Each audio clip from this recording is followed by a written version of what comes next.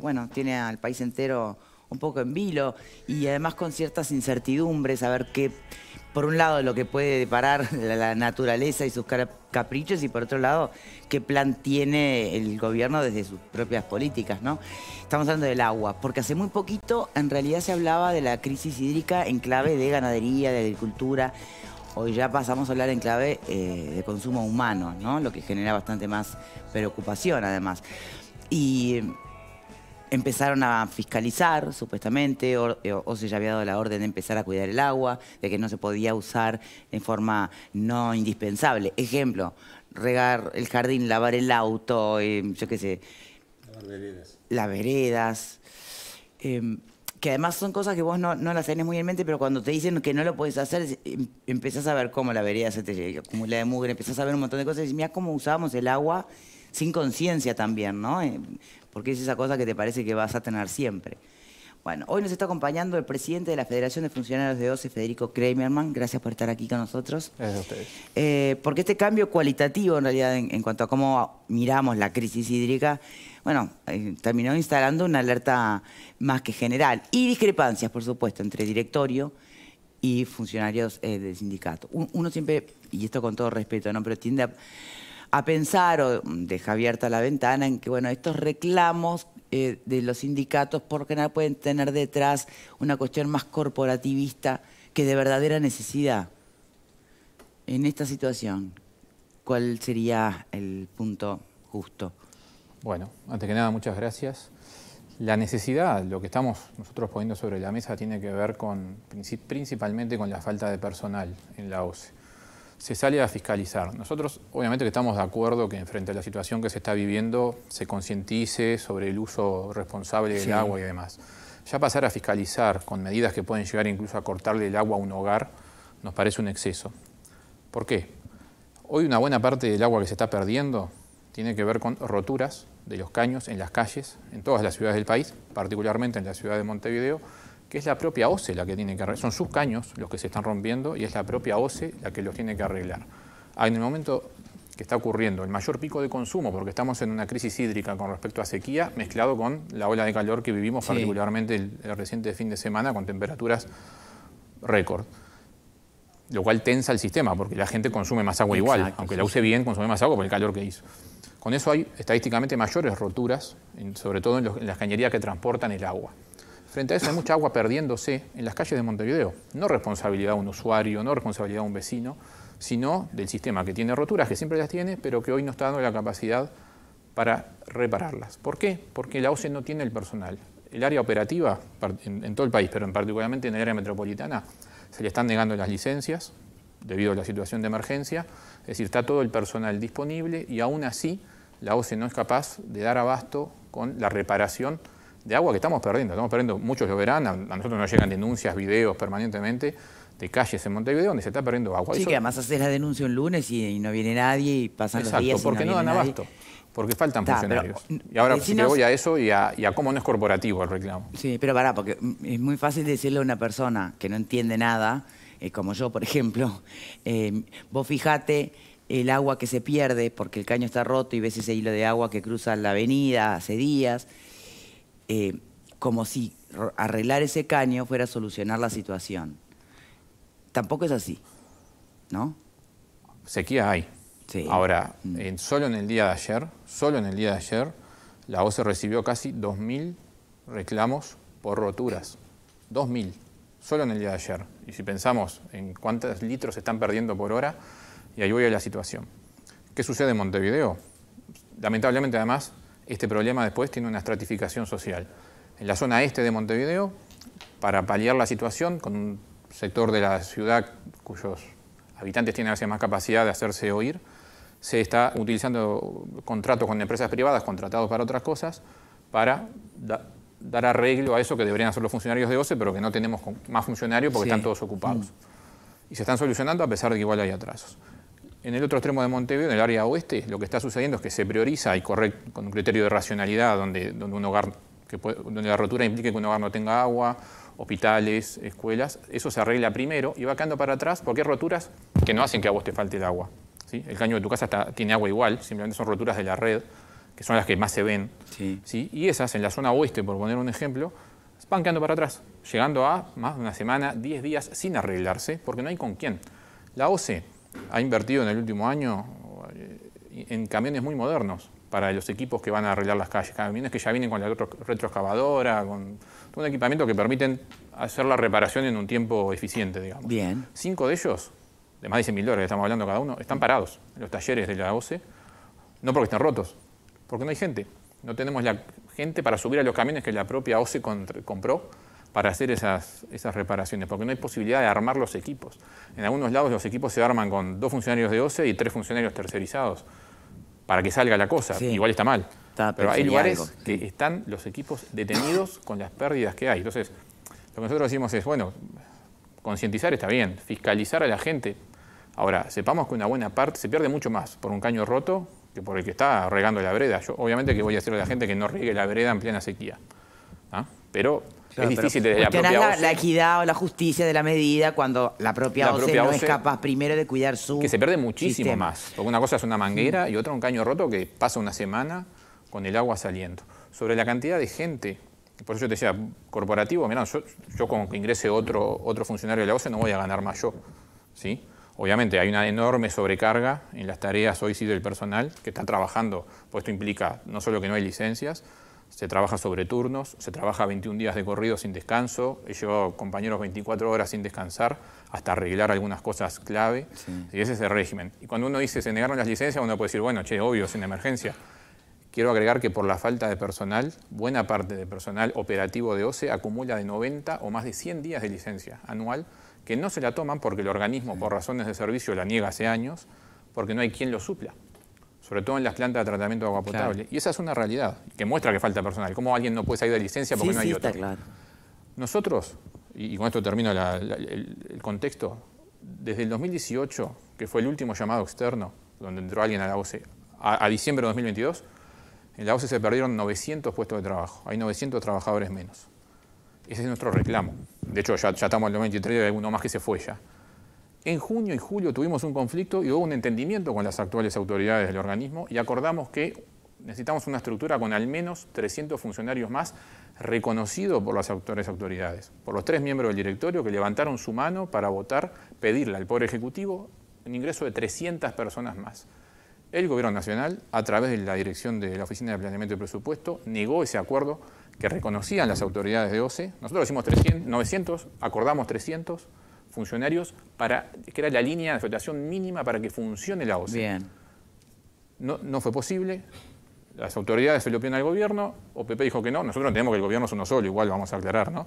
Así que nos diga uno que sí, otro que no, pero bueno, el Gobierno Nacional entendió que la OCE no precisaba más gente, y no solo eso, mantuvo para el 2023 la orden que viene de OPP de eliminar personal, es decir, de mantener la reducción de personal en 2/3. De cada 3 que se van en OCE, se siguen eliminando 2 de cada 3 cargos que se liberan.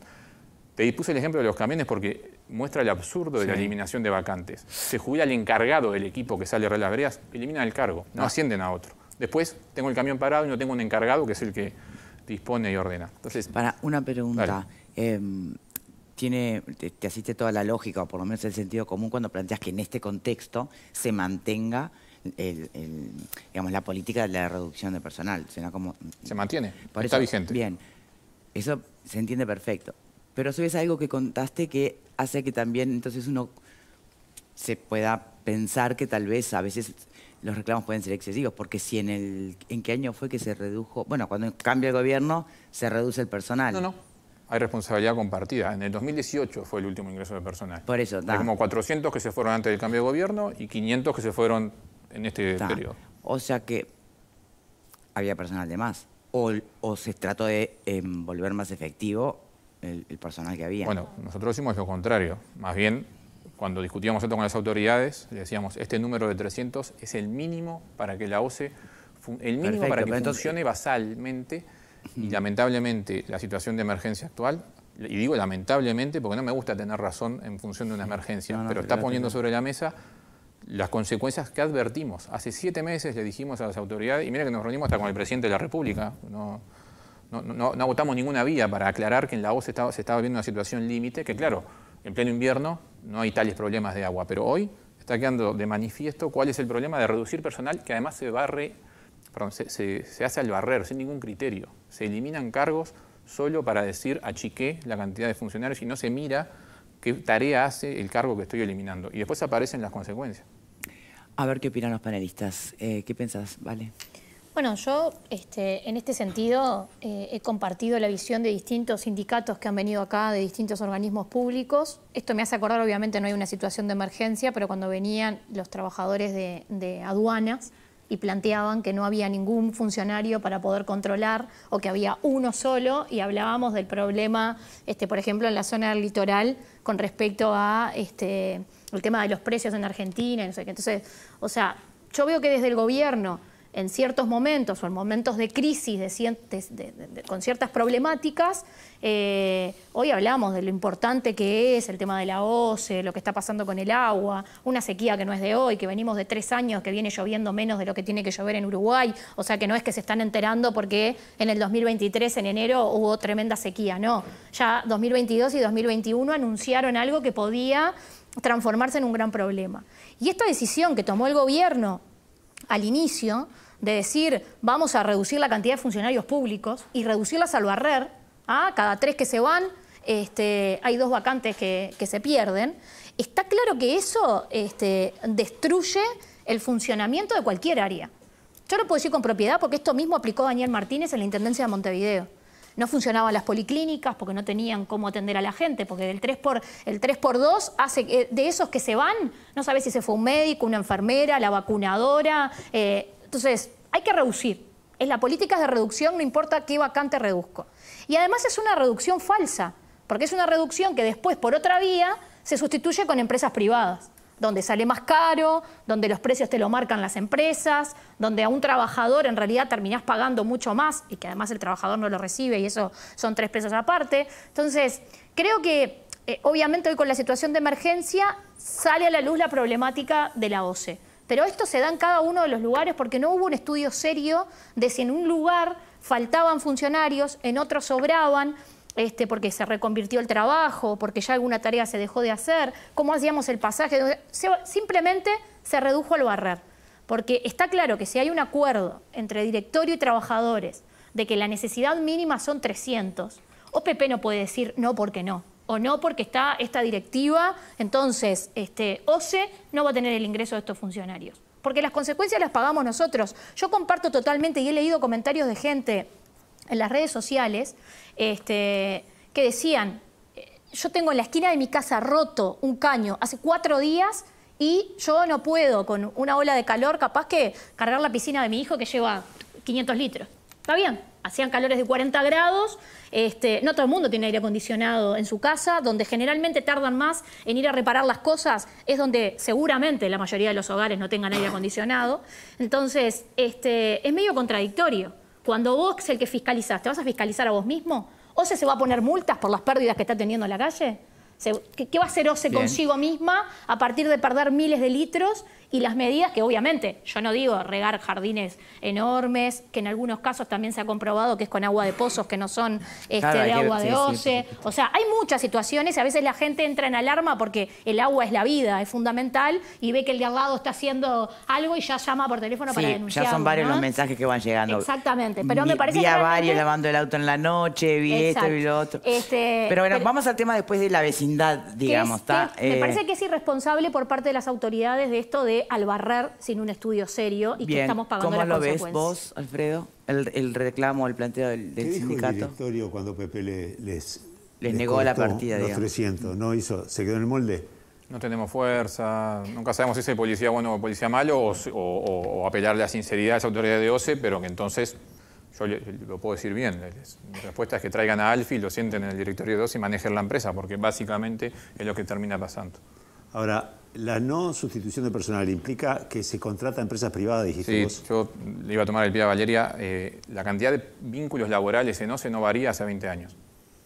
Sí varía la cantidad de funcionarios públicos con respecto a la cantidad de personal tercerizado con condiciones mucho más precarias y demás. Hay la misma cantidad de gente trabajando para la OCE. Hay del orden de 5.200 personas trabajando para la OCE, 5.200, de las cuales 3.500 son funcionarios de OCE al día de hoy. Y el resto son distintos vínculos y formatos de tercerizaciones o privatizaciones por dentro de la empresa, esas que no las vemos porque son mini contratos que ocurren por adentro, cuya suma da más de 1000 personas. ¿Son más caros? Sí, por supuesto. Más caros para la OCE y con sueldos más bajos. Comprobadamente más caros, con un informe de la Gerencia General de OCE que así lo demuestra. El otro tema que a mí que es endémico ya es el tema de las pérdidas de agua históricas de OCE, no de ahora, ni del gobierno anterior, ni del anterior. Creo que históricamente siempre OCE, de toda el agua potable, pierde, se habla, ¿es cierto del 50%? ¿Se puede llegar a decir eso? ¿Es verdad esa cifra?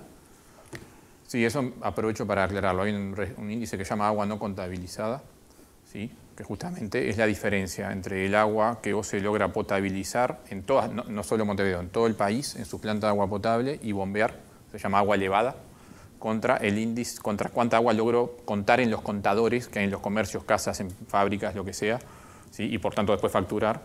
Sí, el índice está que entre lo que sale de las plantas y logro contar en los contadores, está en el orden del 50%. Ahí aprovecho, hay muchas cosas mezcladas. Sí, sí.